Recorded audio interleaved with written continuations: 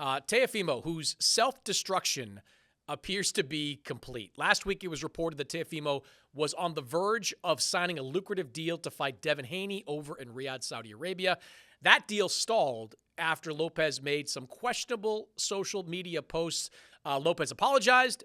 The fight appeared to be back on, only to crumble again this week after Teofimo Lopez, from what I was told, just woke up one morning and decided that he didn't want the fight. I talked to Devin Haney this week. He said he's done with it. He's moving on. Sergio, we talk about ducks a lot here on the show. Is this an example of a duck? You know, it's hard to call Teofimo Lopez a duck. We just finished talking about Vasily Lomachenko. Who's the man that fought him when no one wanted to fight him, when Lomachenko was still at his peak and beat him?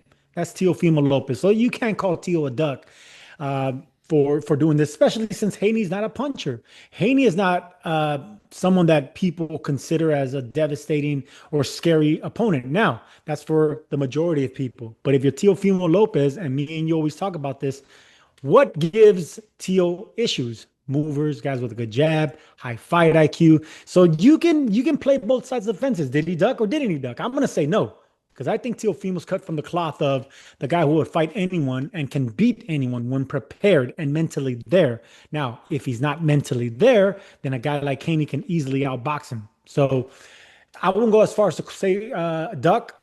Last time I said that Boots, when he didn't want to fight Virgil Ortiz, I said that it was kind of a faux gras.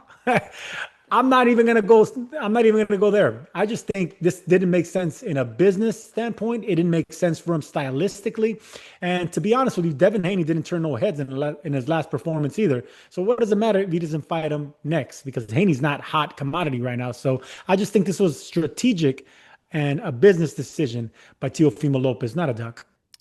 I agree with you that Teofimo has earned some benefit of the doubt given his past willingness to fight anyone, anytime, anywhere. You're 100% right.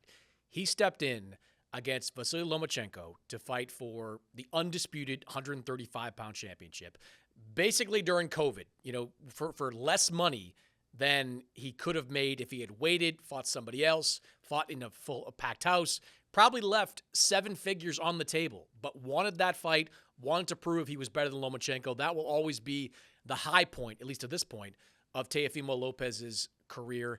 But it doesn't make business sense, Sergio, to pass on this fight. This was a Riyadh season card. I don't know what the exact numbers would have been for Teofimo to fight Devin Haney, but it would have been a career-high payday. There's no doubt about that. It would have been millions of dollars, low to mid 7 figures to fight Devin Haney. There's nothing smart business-wise about Teofimo Lopez walking away from this fight, because what is he walking to?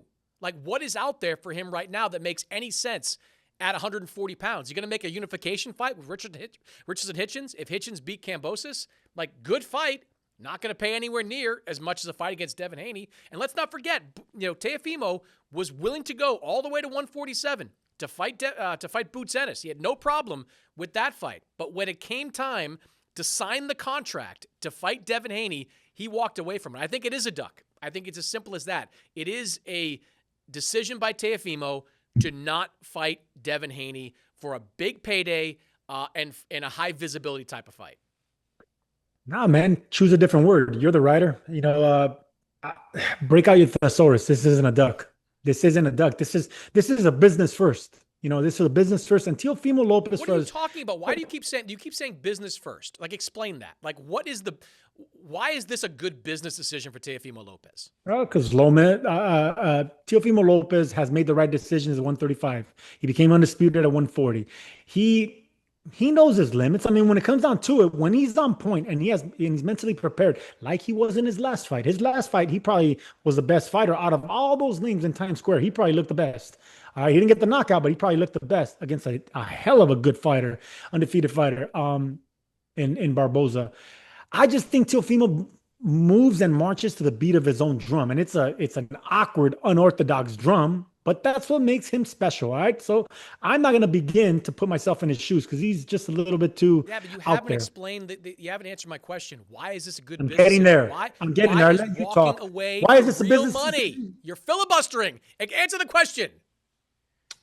Because he probably can't beat Devin Haney. There it is. Now we're talking. Now we're getting to the root of the question. And as a businessman, you're going to try to avoid guys that are going to make you look bad. You've seen it in history of boxing. You avoid certain fighters.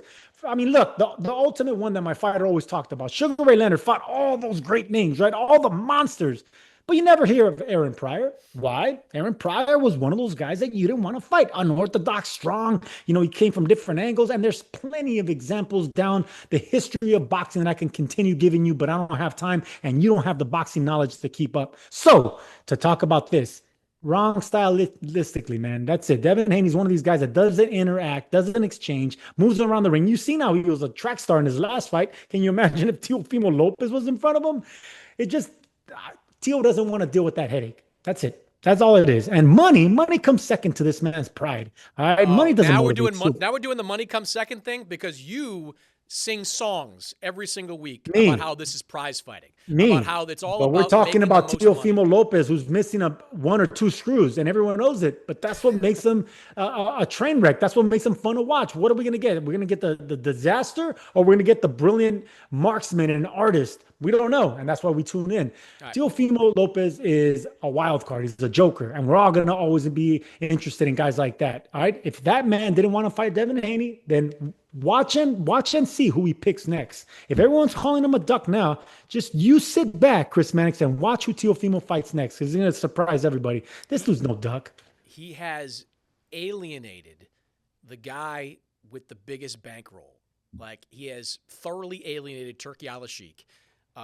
Blowing up the fight once, now walking away from the fight for a second time. Turki tends to march to the beat of his own drummer. Like, he could turn around and want to work with Teofimo again, but right now, that relationship does not look like it's in a good place. So if the man with the deepest pockets isn't interested in working with you, that's a problem for Teofimo Lopez, the businessman. Where you and I agree is that I don't think that Teofimo ever wanted a piece of Devin Haney. I think that he wanted a come-forward action fighter type of opponent. That's why he was willing to take the risk to move up in weight to fight Boots Ennis. I don't think that fight would have gone well for him. I think that would have gone really bad for Teofimo Lopez against a monster like Boots Ennis. But stylistically, that's the kind of guy that Teofimo looks for. He doesn't look for guys that fight like Sandor Martin did. He doesn't look for guys that fight like Jermaine Ortiz did. And Devin Haney is better than both of those guys. Even this maybe lesser version of Devin Haney, he is better than Martin and better than Jermaine Ortiz. And I don't think that Teofimo, regardless of the check, want any part of that. But I don't know what you call that. Like, avoiding? Do you want to just go down a list of adjectives to avoid the word duck? Like, no interest in, choose multiple words, whatever you want to call it. He didn't want to fight Devin Haney. It's as simple as that, Sergio. He circumvented Devin Haney as a businessman and decided to go on another route financially. That's it. That's all it is. And you're gonna. Well, he better hope there is another route financially. You better hope there is another one, because look, man. Do I call Teofimo Lopez brilliant? No. Do I call him a lot of things? No. We're talking about why he didn't want to fight Haney, and I just explained it to you, and how gifted he is as a boxer. I think it's stupid. I think it's immature for him to be insulting not only boxing fans and other boxers, but for him to go on record and be talking about the guy that's putting the biggest fights together with the biggest bankroll. That's suicidal. He's an idiot. We all know Teofimo Lopez can be an idiot, but when he's on point and he's motivated and he's hungry and something to prove, I think he's unstoppable, man. It's just, mentally he struggles with himself. Let's just put it like that. Well, his manager, Keith Conley, is going to have to earn his money over the next few months if he's going to put together a lucrative deal for Teofimo. Because right now, Teofimo is out there alienating a lot of people. He's already got a rocky relationship with his promoter, Top Rank. Now he's got issues with Turki Al-Sheikh. I guess you can do a Hitchens fight. I guess that's something, but I guarantee you the money for Richardson Hitchens is going to be a lot. And by the way, Richardson Hitchens is not an easy fight for Teofimo either. Nope. Richardson Hitchens is kind of a bigger version of Devin Haney. So yeah, but Keith Conley will be, maneuvering. He represents both fighters, right? Conley Conley represents both Hitchens and Teofimo.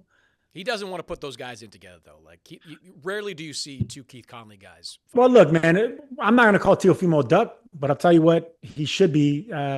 His mouth should be duct tape, because take his phone away and tape his mouth, because this man just needs to fight and shut up.